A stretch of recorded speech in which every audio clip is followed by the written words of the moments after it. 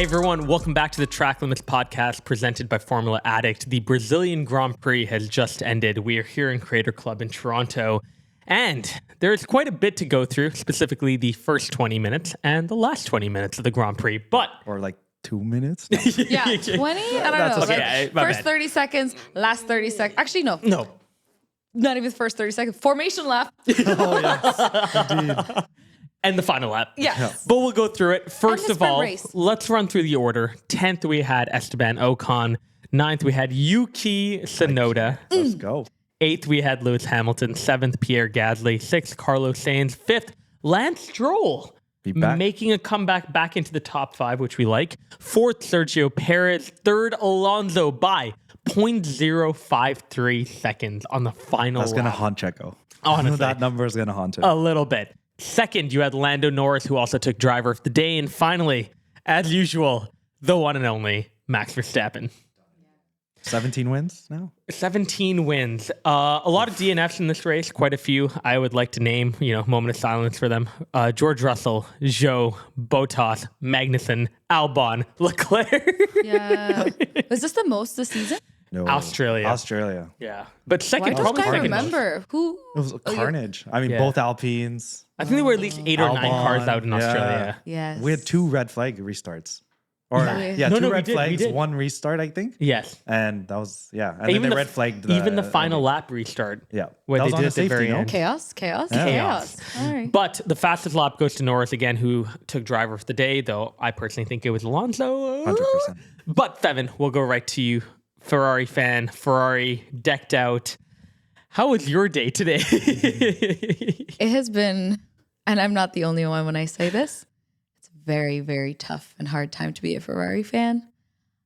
I was absolutely shattered in the first four. I wasn't even looking. I don't think I was, I don't think the cameras even picked it up when Leclerc just went into the wall. Yeah, I was very disappointed, but I'm glad that Sainz finished 6th in the end. Sainz, I believe, has now overtaken, I think he's P3 in the stand. No, Really? No, I think sorry, P4. Absolutely. P4. Yeah. But no, sorry. No, Norris. P5. Because P5. Norris Yeah. overtook Yes, Sainz. correct.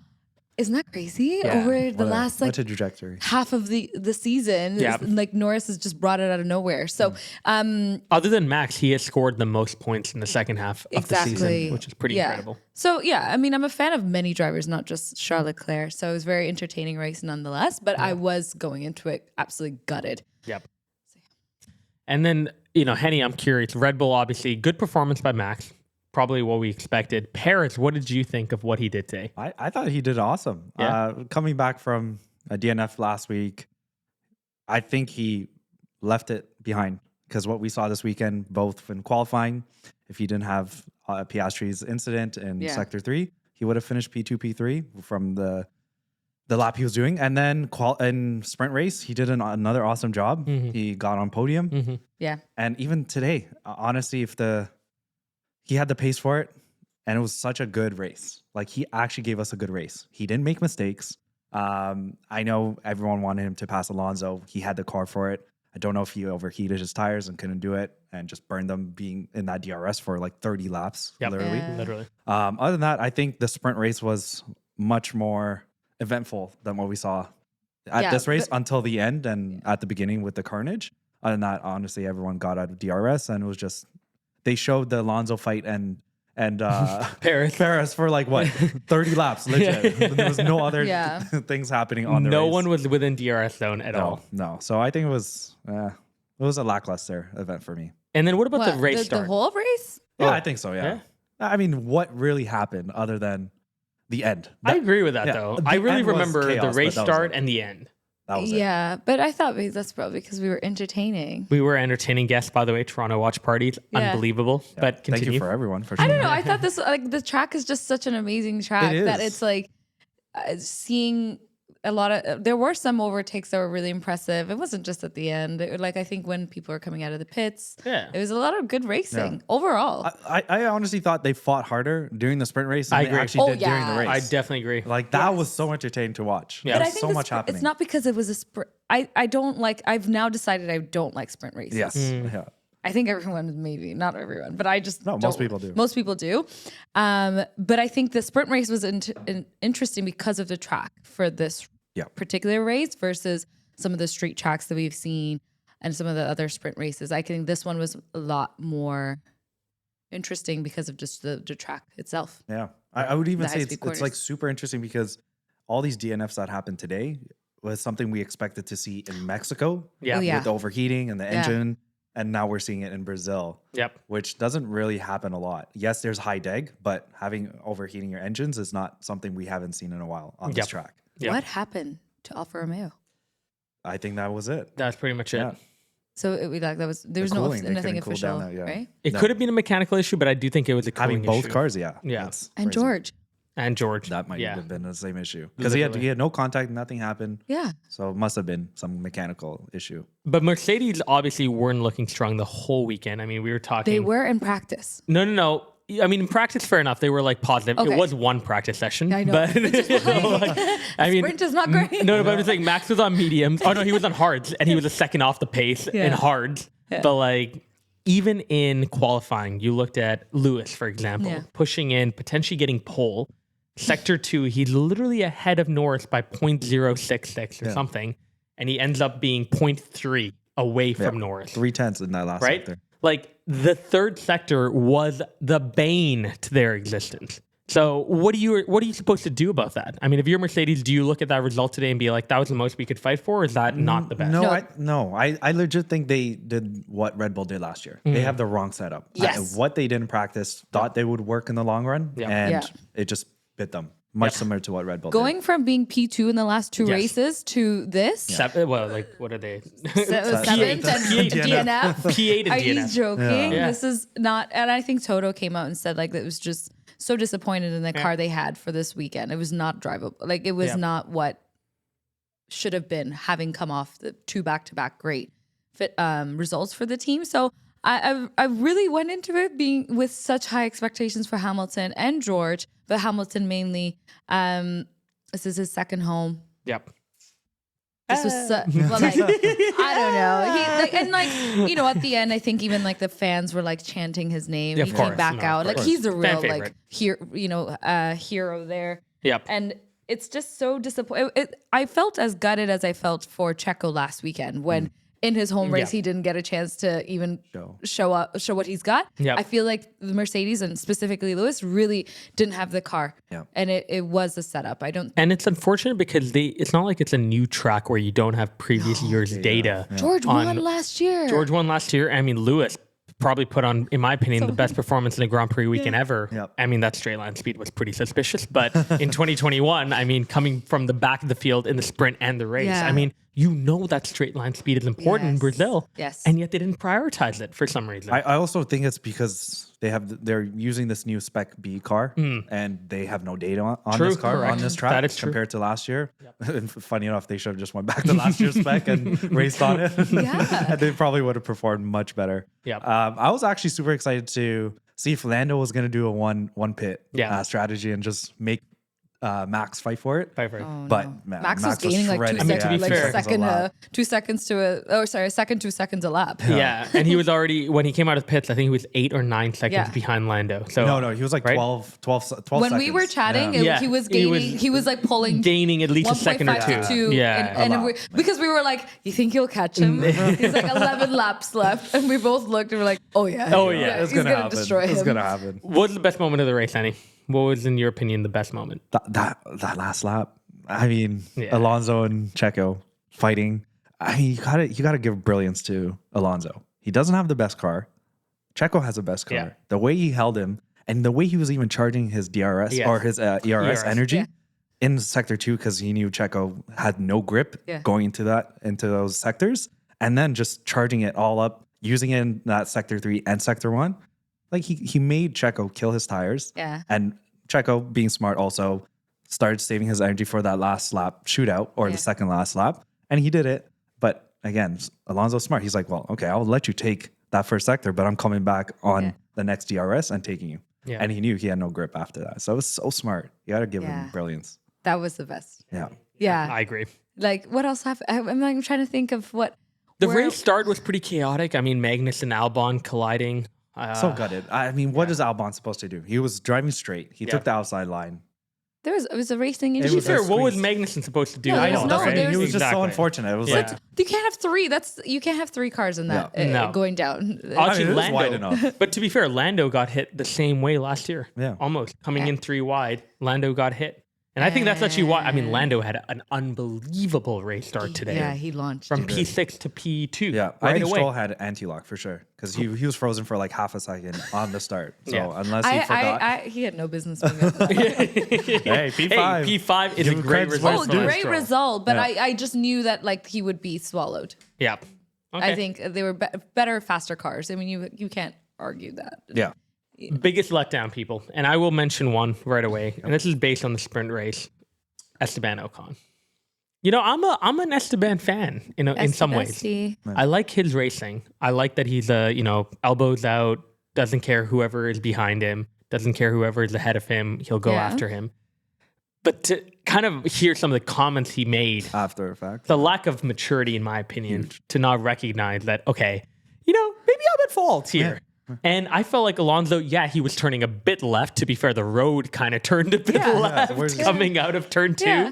But like, what is he supposed to do? I mean, these are bigger cars and you need to be able to give space, sure. But I think there was at least one car, if not a bit more, for Esteban in that corner. I think him saying like, I didn't lose something along the lines of him. I didn't lose control. I didn't lose control. Yeah.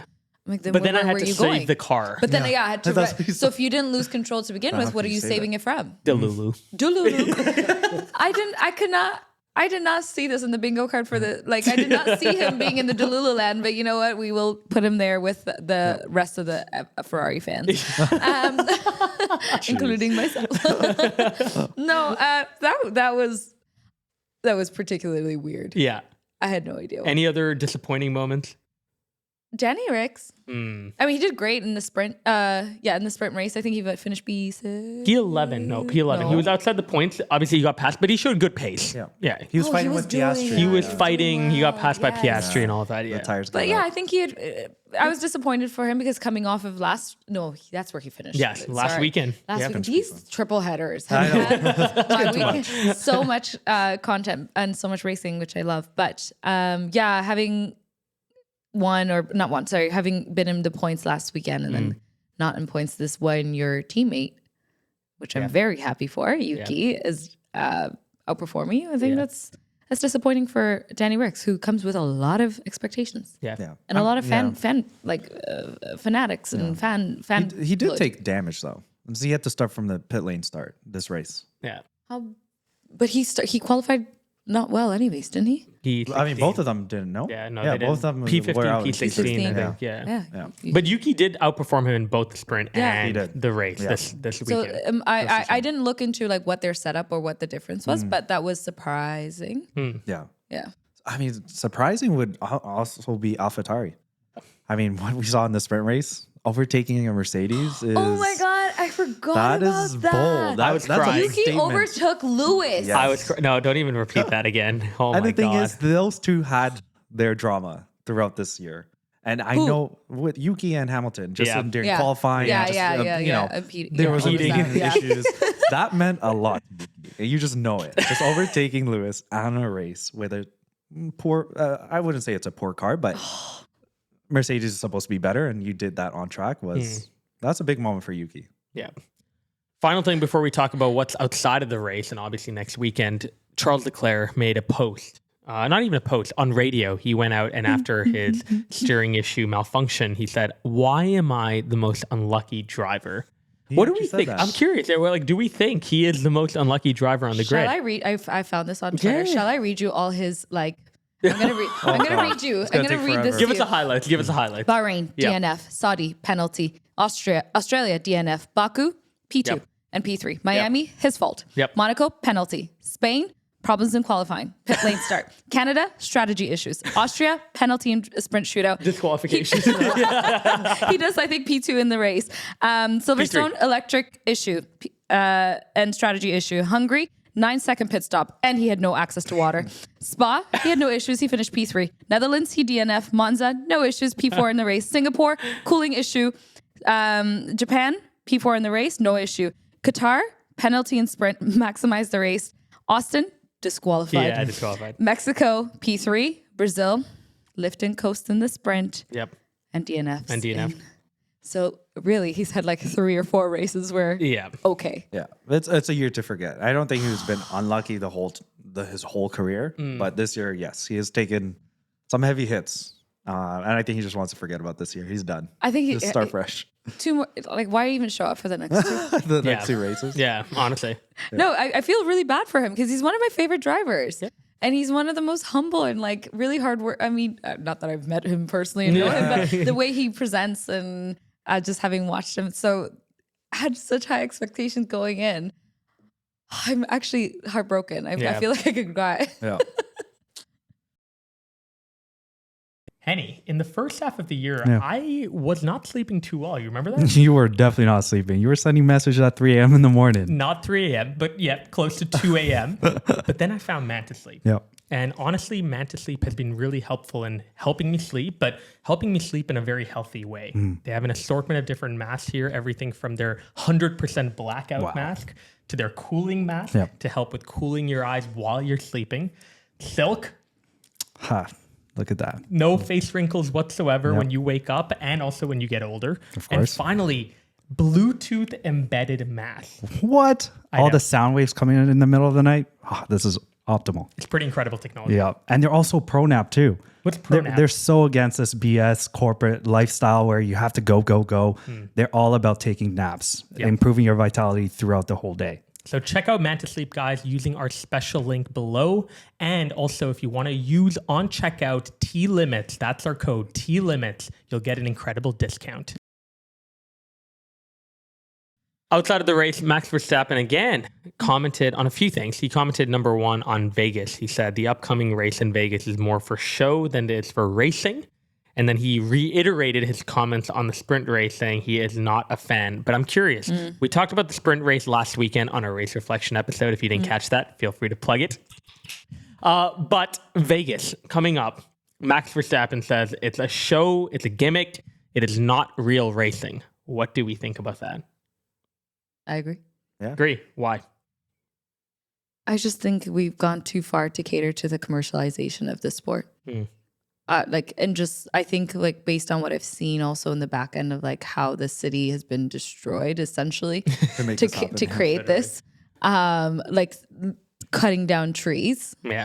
It's basically naked. Yeah. There's actually no palm trees. They were been there for even decades. I think it's sad to see like what's happened in the city. All for and then also as we talked about last week, the tickets are so unaffordable that like it's not even catering to the masses or like the people that can afford it or just catering to people that watch it. Yep. So in the end, it is, even if the race or the track is good, I think all the things leading up to it are tarnishing what it could be. Yeah. And even just the track layout, I don't think it's eventful. You have massive long straights. Too many. And it's just like you're just watching another DRS train or just everyone just outside of DRS just managing their tires. Yeah. Where that's exactly what the race is going to be. Yeah. Unless we see, I know we haven't raced there in a while. Yeah. So if like McLaren, it's a cool track, they might come alive and get their first win of some sort. You never know. Yeah. Maybe that might be the most surprising thing. Ungodly hour. Yeah. It's at midnight for qualifying PST. No, PST. No, it is PST. Yeah, PST midnight. And then it's a midnight race. Sorry, it's a 1 a.m. No, it's a 10 a.m. PST race, like on Sunday.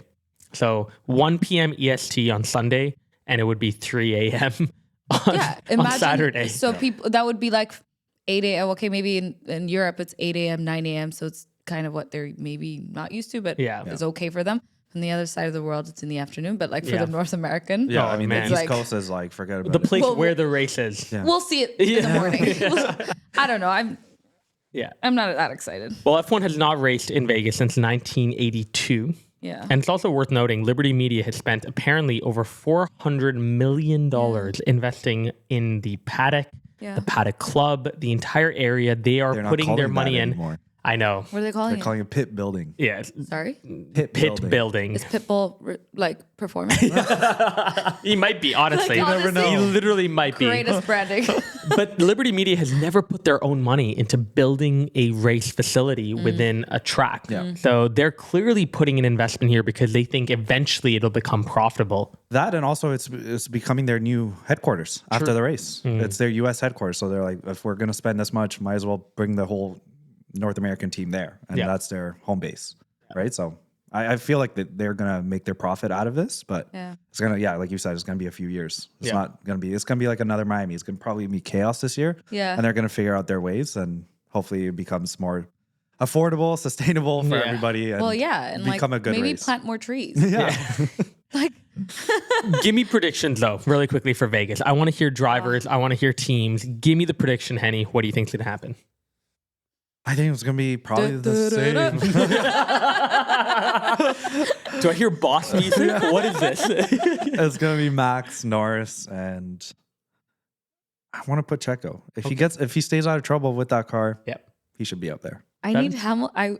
There's 2 more races. I know, but I need them to fix their car because Hamilton needs to finish P2, like in the championship. And they're 22. He's getting out. It's 22 points away. She is Delulu. It's 22 points away. Even after this race? Yep. So I just checked. Really? And it's 22 points. I'm pretty sure, unless I did the math wrong, or it's maybe 32 points. 32. I think it's 32. 258 to 222, no? Sorry, yes, 32. Yeah, I thought I saw it 230. That's a big... Delulu. Yeah. But listen, Mr. It's the true Lulu. If Checo has really bad results and he finishes in the top 3, he could take it. I'm getting negative vibes here, though. So I'm going to give a prediction, too. I'm going to say Verstappen, Norris, George Russell. Absolutely not George Russell. Absolutely. It's ridiculous. You're dreaming. I love it. We're going to play this clip back next week during the reflection episode, and these guys are going to be fighting their words. Norris is locked in. But Russell? That's a ball. Come on, give it to me. Tell me how wrong I am. From what I've seen all year with Mercedes and their straight line speed and this track layout, I don't know. If they somehow stay in Norris's DRS, Russell, and just, don't have high deg, then of course. Why not Hamilton over Russell? I don't want to talk about that right now. You like to talk to my lawyer about that? Anyways, where are we at with the championship? Perez extends the gap to Lewis. Anything else interesting on the constructors? Well, I mentioned Norris has overtaken Sainz. Yep. He's now 2 points ahead, so it's not too far. Yep. Constructors? Anything different there?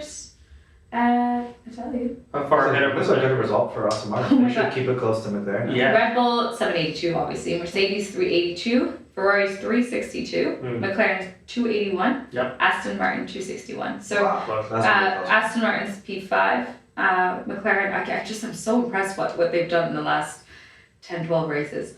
McLaren, P4. Ferrari P3. Mercedes P2. Amazing. And I think Max is now going to be by percentage. Will have the most wins He already this did. season. Yeah. But I think it's like 77% now. Even if he loses the next 2 races. Even if he loses the next 2 races, I think he's beat Prost. Legend.